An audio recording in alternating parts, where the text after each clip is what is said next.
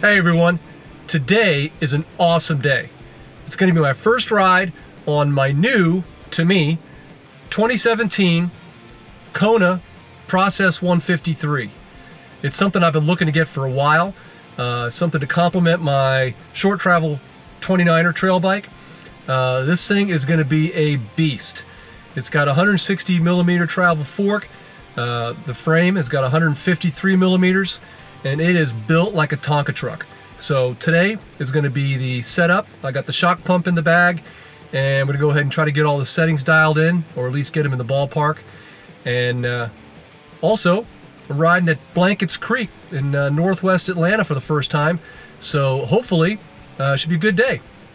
Stick around. Well, here it is. The frame is a 2017 Process 153 DL in 27.5. It's a size large, and it's 6061 aluminum with massive tubes, overbuilt gusseting, and large pivot bearings throughout.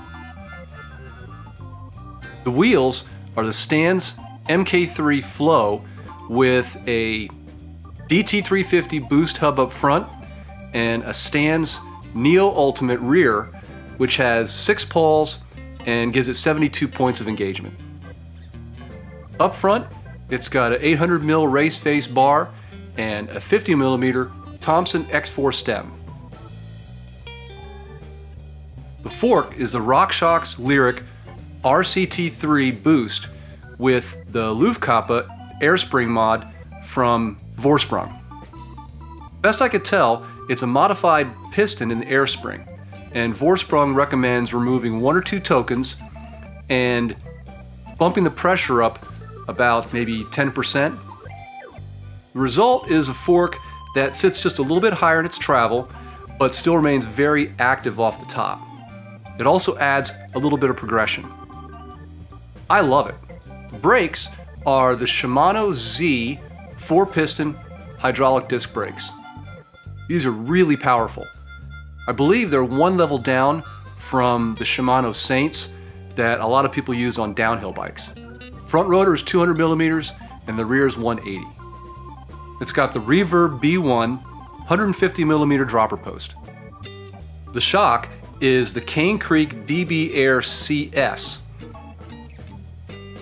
I downloaded the Dialed app on my phone and entered the bike info and my weight. The app gave me some basic numbers to set the high speed, low speed, compression, and rebound to the recommended settings, as well as the pressure to accomplish 15 millimeters of sag. So far, I've been on about 10 rides, and it's perfect. It seems pretty linear, and I've been able to use full travel without any noticeable bottom out. The CS stands for climb switch, and it's better than a lockout. It just bumps up the low speed compression and rebound to reduce the pedal bob and keep the rear tire glued to the trail. It's really subtle, but it works great. The drivetrain is SRAM. It's got an X1 600 crank with a 32 tooth chainring. There's a GX shifter up front and an NX derailleur. And it has a box components 46 11-speed cog. The geometry is pretty much what you'd expect from an all-mountain enduro bike. Just a couple numbers. The head tube angle is 65.5 degrees. The seat tube angle is 75 degrees. And since this is a size large, the reach is 475, wheelbase is 1215, and the chainstay is pretty short at 426. Tires are the Schwalbe Magic Mary in the front and a Hans Dampf in the back. I've never tried these before, but they work pretty well. It seems really similar to the Maxxis tires that I'm riding on my other bike. As I progress in my riding, I think that this bike will give me the confidence to tackle bigger jumps and drops and go faster on rougher trails. It is crazy stable at high speeds, but still really maneuverable and agile.